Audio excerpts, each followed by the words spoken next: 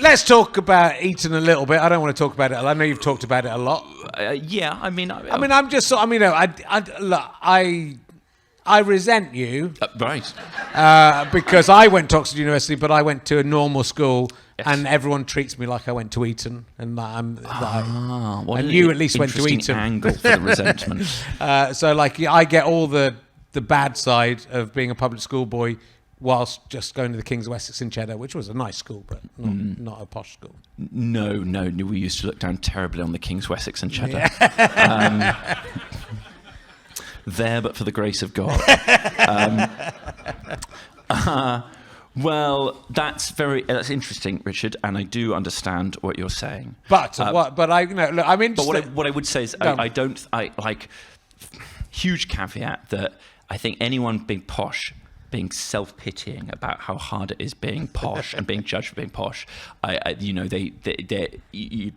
there aren't tinier violins in the world, and I do think that's something to a tide of self-pity to really. And I'm not talking about you, but it's something I think about a lot, and it comes, of course, comes up in conversations with posh friends, which I do keep, so you have to swim against that tide as much as possible.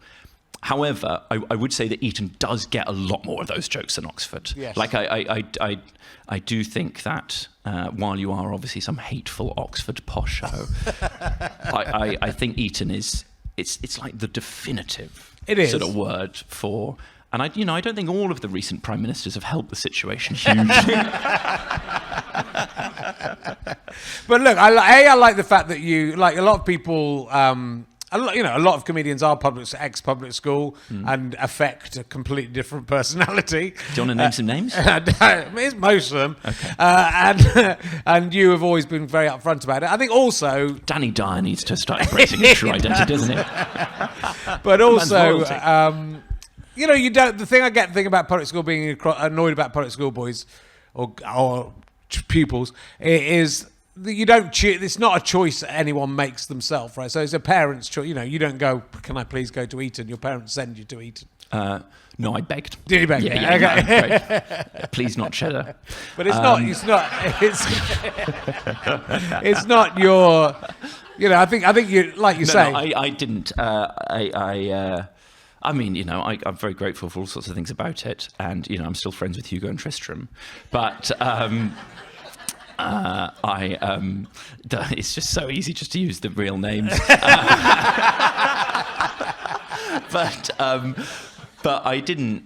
I think because I went to boarding school when I was 7. So I went to a school in. I do think that is not great. Well, now you've got. I've got a 5-year-old, so yeah. When you think about that, the idea of me sending, like I've had this come up a lot, and Adrian Edmondson was on and really hated being sent away to boarding school, and I think most people do. But the idea of sending my 9-year-old daughter, saying, "Right, off you go," I mean, I just think from a parent's point of view, I don't, this is our precious time with my children. Yeah, I don't want them to go away for like months and months on end. So it's a really weird. Listen, I think it would be a brutal decision. I'm sure you'd, fill the time very elegantly with snooker,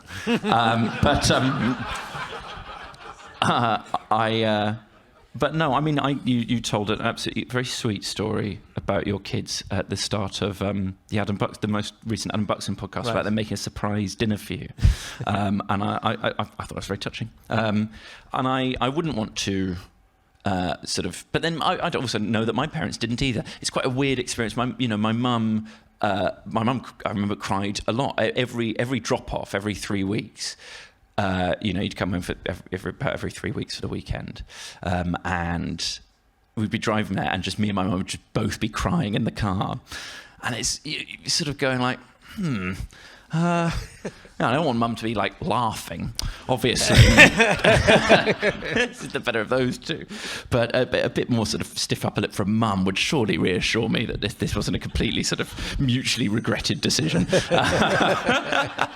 But actually, the school was the school I went to as a very young boy. Everyone was in it together, and the school was very good at distracting you. And I've lots of memories of just playing lots of football, and and this not knowing any better, really. And then my family moved to Australia for about 3 years, and I was a day boy and got to know my younger siblings a bit better, and we had dinner as a family every night, and I was starting to feel like a teenager in the city and getting the bus to school and stuff. And I was like, oh, this is a bit more like the real life that I've started to sort of question in books. And so going back to England and then going to Eton, I remember sort of resenting it a lot more the second time. Right. So it was like, no, I sort of know this isn't exactly right now. Does that make sense? Yeah. I mean, I think it's a fascinating thing about our country, and like you say, the people who rule our country, are in charge of our country, which is not everyone who went to Eton, and you can see how putting someone in charge who's been abandoned as a child might not be the best person to be. Oh, absolutely. Yes, exactly. Because the hierarchy of the school even exists. It's 50 of us in the boarding house, 5-year groups of 10 boys, and in 2004, in the I'm just going to call it F block because that's what it was called, I'm afraid. When we were 13, the oldest boys, it wasn't the olden days of real sadism, but they could certainly come and take our biscuits whenever they wanted to. So you really did have to sequester your biscuits pretty ingeniously if you didn't want Rob Webber to take them in 2004. And then I remember by the time we were in the top year, there was a lot of more conversations around the school about like that not being such a good thing, and should be a bit more. But it shouldn't bully the younger years. And I think we all embraced that, but there were definitely a couple of people sort of rankling about like, but we've waited our turn. And so I guess just some people just want to do that on the country. Yes. And I think that's obviously a pretty bleak state of affairs. Yeah. I mean, it's an interesting thing, and I think I guess my experience of meeting a lot of people from public school, like at university, is just it gives you it isn't just the entitlement, it's the confidence that it gives you, which maybe is shown by you being confident enough as an 18-year-old to go and do proper gigs and take in competitions and things. Well, I just got my place on the Varsity ski trip. Yeah. But it's that confidence that I think, I went to university thinking, oh, I shouldn't really be here, and they're going to find me out. And I don't think someone who's gone to Eton's going to go to university thinking, they're going to go thinking, yes, this is where I should be. This is the progression. Yes, indeed. More of this architecture, is it? Okay, then. But it's a fascinating thing, and but I also have I end up feeling more sympathy than anger, really. I think. Well, that's very generous of you. And there are things that are sympathetic about it, but again, I'm not going to lean on those too much. But it is weird as a parent. Like my daughter is thriving at school, but she is finding the drop-offs quite hard in the mornings, and that's obviously very tough. To think of ways to reassure her and say it's going to be okay. But you're like, we'll see us in 7 hours. This is different to me and Mum. We would drive into the prep school that was in Oxford as well, and literally on the way into Summertown, where I've done gigs at the North Wall in Summertown, which is very, and I remember that you come in and you remember that drive because it'd be like, if I wasn't crying by the time we left the Ring Road, I was crying by Marks and Spencer's. It's like.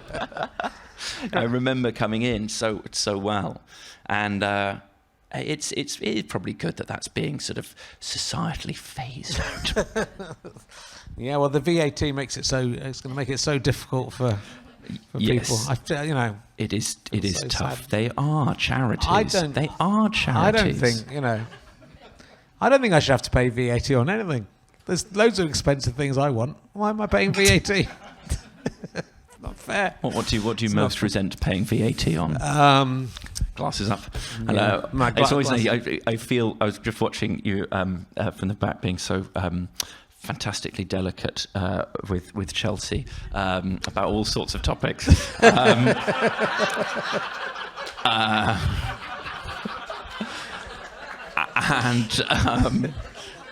Chelsea, who I thought was fantastic in some occasionally absolutely thrilling circumstances. But But as a long-time listener, but only occasional viewer, the herring glasses up. Glasses up. We're tucking in now. That's something I started to read. Pull up your glasses, turn to your guest and saying, "You've got big ears." Or almost like the glasses up being that, like the cruelest. Like, I don't even need these to see it.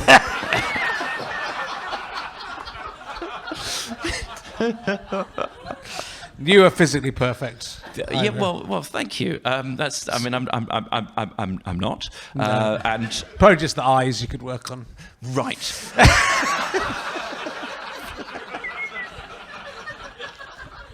You know, I have had Invisalign, and thank goodness.